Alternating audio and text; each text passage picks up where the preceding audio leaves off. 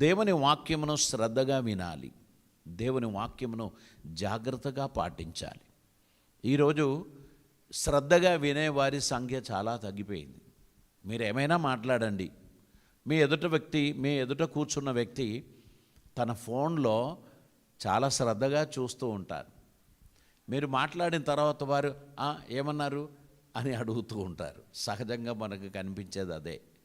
ఇప్పుడు ట్రాఫిక్ పోలీసులు చాలా శ్రద్ధగా ట్రాఫిక్ నియంత్రించడానికి వారికి ప్రత్యేకమైన ఒక క్యాబిన్ తయారు చేసి వాళ్ళని అందులో కూర్చోబెట్టారు. కానీ ఎప్పుడైనా 10 ఫోటోలు తీయాల్సిన అవసరంలో వారు చాలా జాగ్రత్తగా ఉంటారు. కానీ అదర్వైజ్ ఏ క్షణమైనా చూసుకోండి, వారి ఫోన్లో ఏదో ఒకటి తిప్పుతూ చూస్తూ ఉన్నట్టు కనిపిస్తూ ఉంటుంది. నేను ఆ బృందాన్ని విమర్శించడం లేదు, కానీ సహజంగా మనం సమాజం అంతటిలో చూస్తున్నటువంటి ఒక విషయం.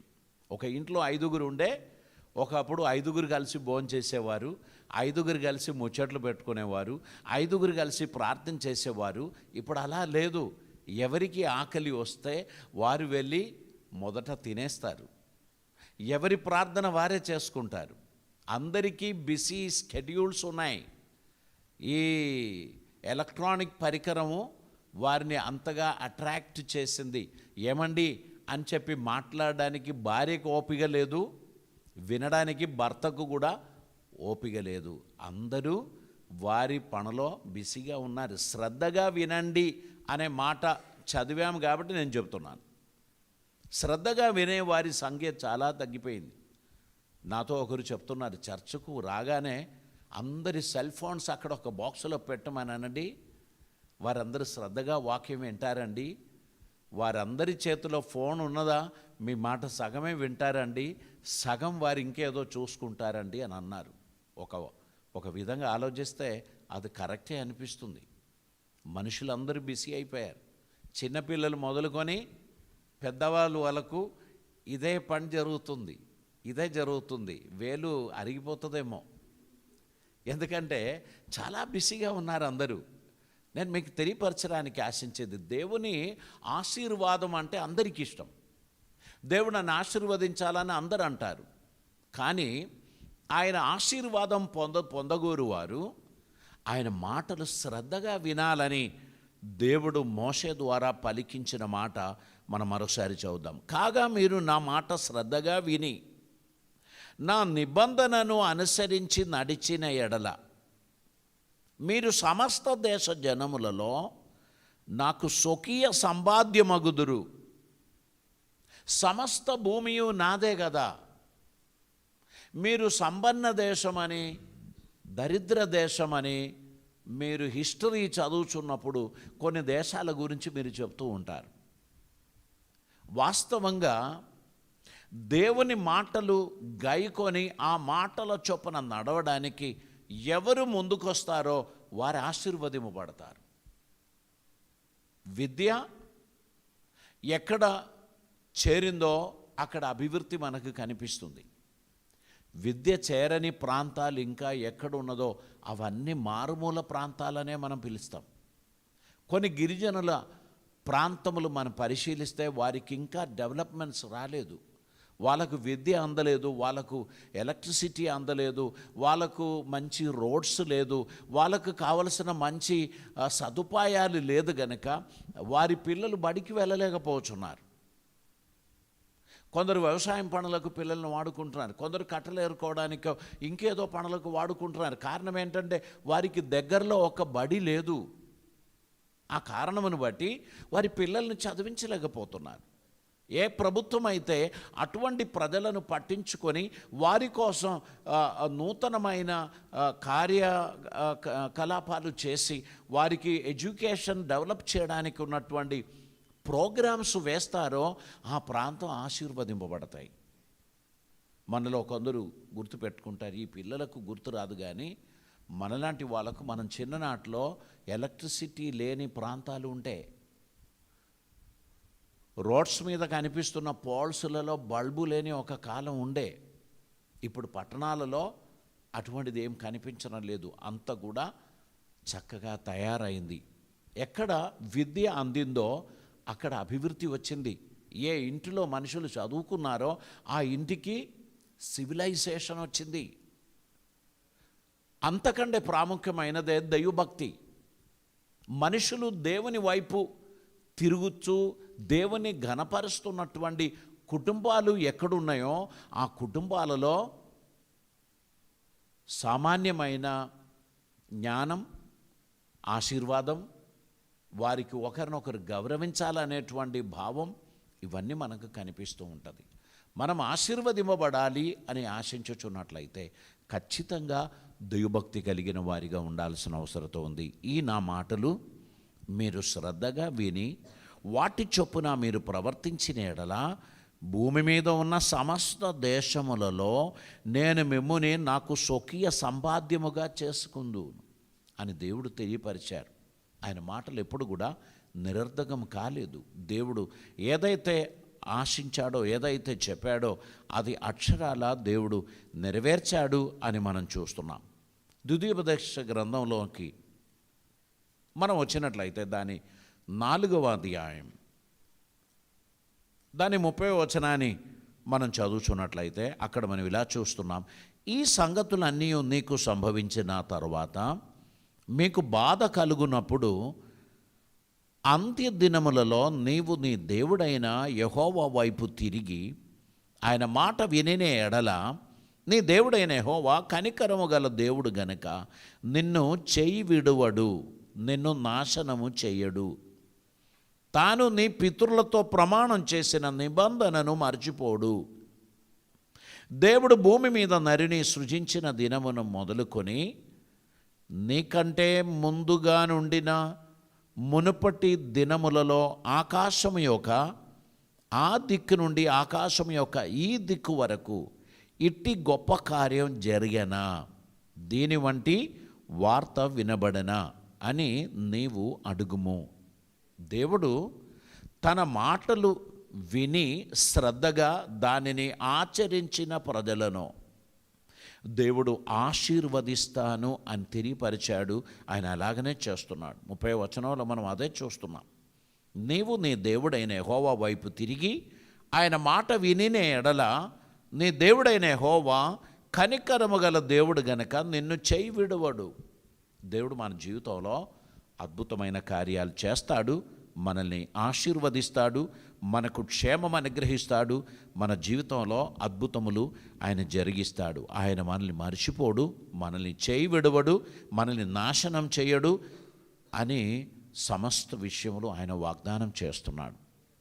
కనుక ప్రియులారా, ఈ విషయం శ్రద్ధగా విని మీ కుటుంబంలో దేవుని వాక్యాన్ని పాటించే ఒక పద్ధతి, ఒక సిస్టమ్ మీరు ఫాలో అవునట్లయితే ఖచ్చితంగా మీ బంధువర్గం అందరికన్నా, మీ స్నేహితుడు అందరికన్నా దేవుడు మీ కుటుంబాన్ని అత్యద్భుతంగా ఆశీర్వదిస్తాడు, వర్ధిల్ల చేస్తాడు. ఆయన మాట ఇచ్చి తప్పుకునేవాడు కాదు, ఖచ్చితంగా దాన్ని నిలబెట్టడానికి ఆయన ప్రయత్నం చేస్తాడు. ద్వితీయోపదేశ గ్రంథం 5వ అధ్యాయం 29వ వచనం మనం చదువుచున్నట్లయితే వారికిని వారి సంతానమునకు నిత్యము క్షేమము కలుగునట్లు వారు నాయందు భయభక్తులు కలిగి నా ఆజ్ఞలన్నింటినీ అనుసరించి మనస్సు వారికి ఉండిన మేలు.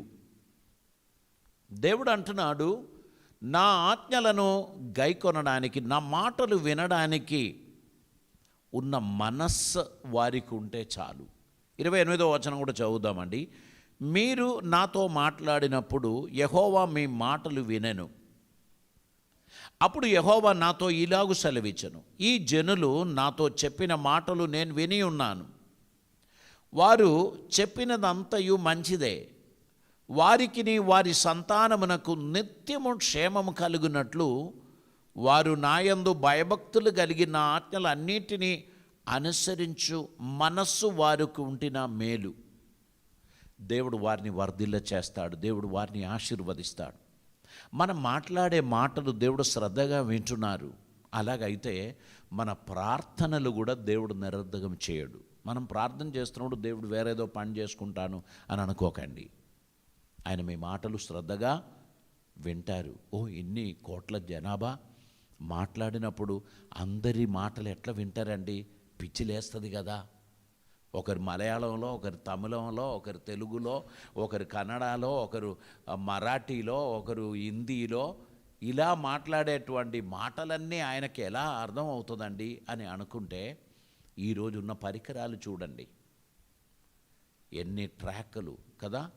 ఒకే పార్లమెంటులో ఒకరు ఏ భాషలో మాట్లాడినా ఆ పార్లమెంట్లో కూర్చుంటున్న ఎంపీలందరూ వారి సొంత భాషలో ఈ మాట తర్జమా చేసి ఒకటే సమయంలో వినబడుచున్నది. మీరు దాన్ని గమనించారా?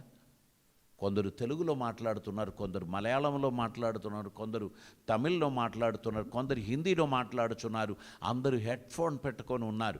ఈ హెడ్ఫోన్ పెట్టుకున్న వారు అందరూ స్ట్రైట్గా అర్థం చేసుకోలేనివారు. ఆ స్ట్రైట్గా ఇంగ్లీష్లో మాట్లాడితే అర్థం కాని వారు అందరూ హెడ్ఫోన్ పెట్టుకుంటారు. వాళ్ళ భాషల్లోకి ఆ ఒక ఇంగ్లీష్ స్పీచ్ తర్జమా చేయబడుచున్నది.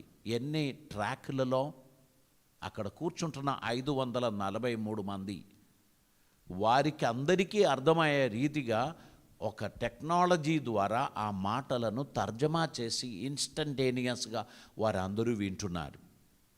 లిప్ మూమెంట్స్ గమనించకపోతే అందరికీ స్పష్టంగా అర్థమయ్యేటువంటి రీతిగా వారి చెవిలో వినబడుతుంది.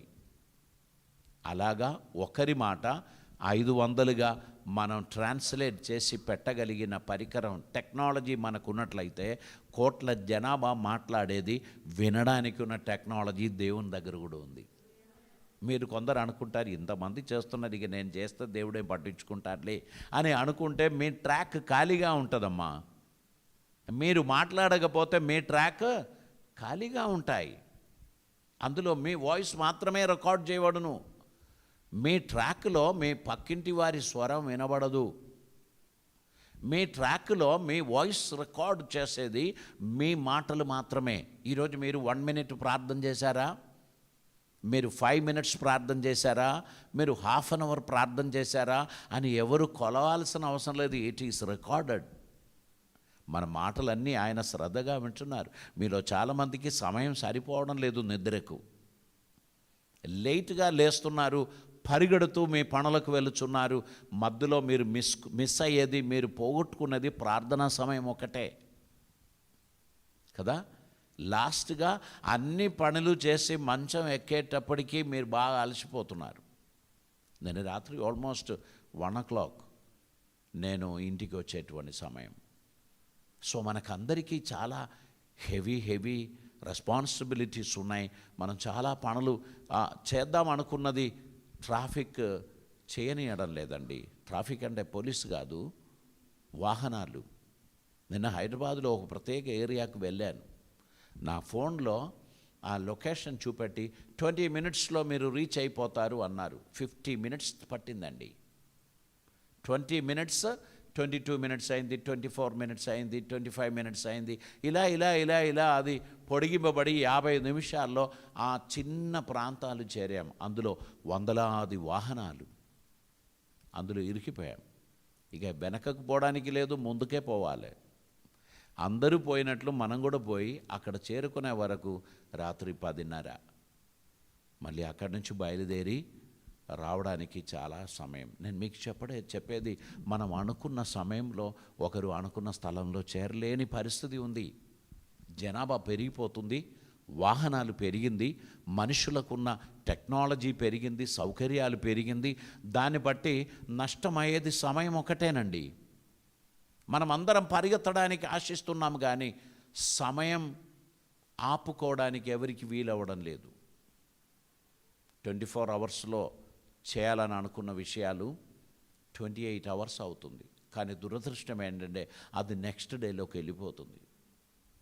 క్లాక్ కూడా మనం చేసినట్టు కొంచెం సాగదీసి వాళ్ళు కూడా రానివ్వండి అని అనుకుంటే బాగుండు, కానీ లేదు, ఆ ఛాన్స్ లేదు. మనం సమయాన్ని సద్వినియోగం చేసుకోవాలి. మనమందరము పరిగెడుతున్న ఈ పయనంలో త్రొట్టిల్లకుండా ఉండడానికి ఉన్న సూత్రమే శ్రద్ధగా వినండి.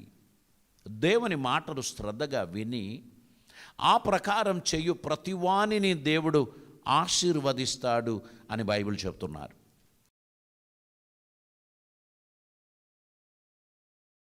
ప్రార్థన చేద్దాం. పరిశుద్ధుడైన తండ్రి, కృపామయుడైన దేవా, నీకు వందనాలు. ఈ మాటలు వారి హృదయంలో ఫలపరచబడి తండ్రి అది ప్రయోజనకరంగా ఉండినట్లు నన్ను, నా ప్రేక్షకులను దీవించమని ప్రార్థిస్తున్నాం.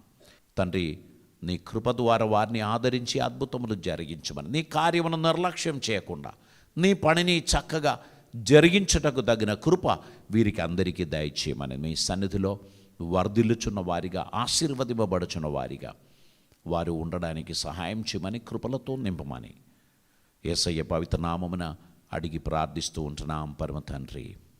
ఆమేన్.